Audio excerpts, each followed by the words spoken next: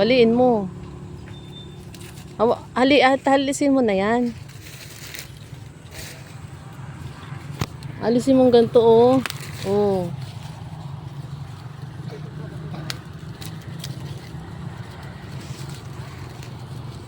Tapos babalatan mo yan.